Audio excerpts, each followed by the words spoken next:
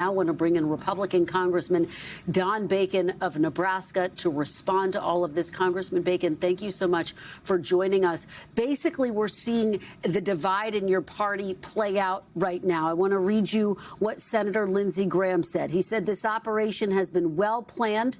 It will be violent, extensive, and I believe at the end of the day, successful. Freedom for the long-suffering Iranian people, he says. Here is former Congresswoman Marjorie Taylor Greene. I did not campaign for this. I did not donate money for this. I did not vote for this in elections or Congress.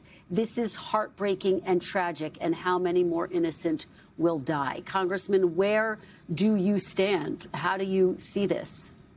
Well, I hope Senator Graham is right. But I will acknowledge war is unpredictable. You don't know, it's high risk. And so this is a high risk operation.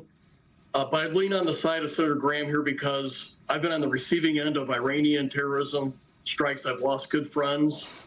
Iran has been waging war against us since 1979. Their first big terrorism hit was in Beirut, 1983. We lost hundreds of Marines. And we've seen these kind of strikes from Iran, the IRGC in particular, all the way through. And I think the straw that broke the camel's back was when the regime kills approximately 50,000 Iranians in these protests. And I think from a humanitarian point of view, the free world's got to stand up and say this is unacceptable. But I'll be the first to say it's high risk, unpredictable. But the world, I think the world cannot coexist with the ayatollah and his regime and the threats that they pose to all of us. Senator Lindsey Graham says this could be a conflict that lasts for days, if not weeks, potentially longer than that, Congressman. Are you okay with that? Do you support a military operation of that size and scope? Well, I hate to see it, but if that's what it takes to take down this regime, I do think there's a large underground movement that we're working with. I think the Israelis are very attuned. The Israelis have incredible intelligence on the ground. So I have no doubt we're working with opposition leaders in Iran. Well, and they're going to need our air power support to help weaken the army and the police trying to suppress these protesters. And I think this is how this operation is designed. Go after the leadership, weaken the army and the police's ability to tamp down on these protesters and help the protesters take over. I think that's the design of this operation. I hope it's successful, and I pray for our men and women in uniform that that we don't have casualties. But it's high risk, but I think it's overdue. We have lost probably around 2,000 Americans to IRGC terrorism strikes since 1979. We lost 609 Americans alone in Iraq from these Shia militias. And I felt like back then we should have done something then. Why should Iran kill American soldiers so freely that they did, and we didn't do anything? And so this bill is due, and it's time that we pay it on the regime. Well, I want to go back to something that you said, which is you hope that the protesters take over. It seems like that was what President Trump was arguing for. He had that very strong message to the people of Iran. He said, now is your moment to effectively overthrow your government. Is that realistic? How complicated is that? And who would replace the Ayatollah? Well, there's a pretty large underground network within Iran, and they've been in contact with me over the years, wanting to get rid of the Ayatollah and replace him. Again, Kristen, this is high risk. It's unpredictable. That's why war should be the case of last resort. If you read Clausewitz, Sun Tzu, Jomini, war is unpredictable, and bad things happen. All I can say is Iran has been at war with us since 1979. They've been waging war against our country, our allies, since 1979, and we have not really responded. And I think this response is overdue. And it's time to have it out and try to destroy this regime. The administration believes it is possible, has made the case it's possible to overthrow the Iranian government without U.S. boots on the ground. Congressman, given that you understand what is required in these types of military operations, do you think that's a realistic assessment? Can this be done without U.S. boots on the ground? I think it's high risk. It's not guaranteed that it can get done. Just to be honest about it, I hope it can be done. Hope is not a good strategy.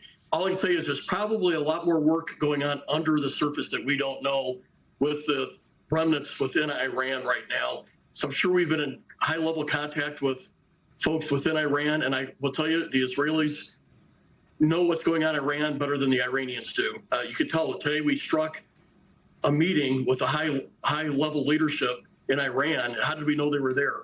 Well, it was Israeli intelligence that helped us. So I believe there's a lot more connections that we know that we don't know about, that they're there. And that's what we're going to try to leverage to overthrow this regime and let the people. But our dream is a free Iran that's at peace with its neighbors, and an Iran that does not have nuclear weapons. That's our vision. Congressman, does President Trump need to make his case to the American people? Right now, there are no plans for him to address the country today. Does he need to make his case to the United States? I believe he does. He should make his case to the United States, to the citizens, but also to Congress. I'm generally supportive. I think this has been long overdue. I wish previous presidents would have taken this action, frankly. But it's by law, he should come to Congress now, tell us what the plans are. I was a little reluctant to do that before the strikes because you don't want to give away surprise. But we have a system here where Congress is an equal branch of government, and he should come and make his case and talk about what the future plans are. What are the objectives? I've always knew there was a fork in the road. Is he going to go after nuclear weapons, or is he going to go after regime change? Two totally different targeting strategies. And we can tell today it's regime change. Do you think, to that point, I don't know if you heard my conversation with Senator Andy Kim, but he is calling on Congress to come back on Monday. He says that it is time for Congress to vote on the War Powers resolution, to have a say, to demand that Congress have any oversight over any more military action in Iran. Do you agree with him? Does Congress need to come back? Is it that urgent and hold a vote on the War Powers resolution? We're going to be back on Wednesday. And, I guess I got mixed feelings about what Senator Kim is saying. He's been a friend. I've worked with him. I do think the president should come to Congress and say, well, here's the objectives, here's the plan. I think if these are sustained operations, we should vote on a War Powers resolution. I would be inclined to vote for it, to support the president. But Congress should maintain its authorities. And also, the president has a stronger hand when Congress gives their support to operations. It gives him more legitimacy. So instead of the president fearing congressional involvement, he should embrace it, because when we support him, it gives him the authorities, it gives him the legitimacy of these operations. And as I mentioned, Kristen, I'd be inclined to support it because I've had good friends killed by this Iranian regime.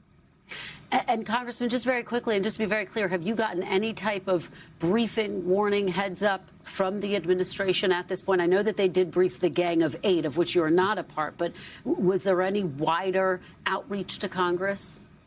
No, but I do know they've briefed some of our chairmen. I think it was on Wednesday morning before we left. And so, like, our chairman of the Armed Services Committee, the Intelligence Committee, so it wasn't just the Gang of Eight that have been briefed. There's been a lot more, or more down to the chairman and ranking member level, but I have not. And I anticipate getting briefed this coming week. And one more finally before I let you go. Iran has obviously already started to retaliate against U.S. bases in the region. Are you surprised by the speed with which Iran has retaliated in this instance, Congressman?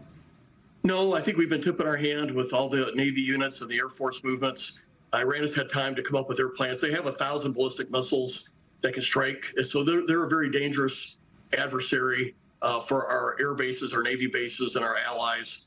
But you can't be blackmailed. You can't be extorted by Iran. So this is, so I'm not surprised. All right. Congressman Don Bacon, thank you. Thank you so much for joining us. Thank you for your perspective on this breaking and developing story. We really appreciate it. We thank you for watching. And remember, stay updated on breaking news and top stories on the NBC News app or watch live on our YouTube channel.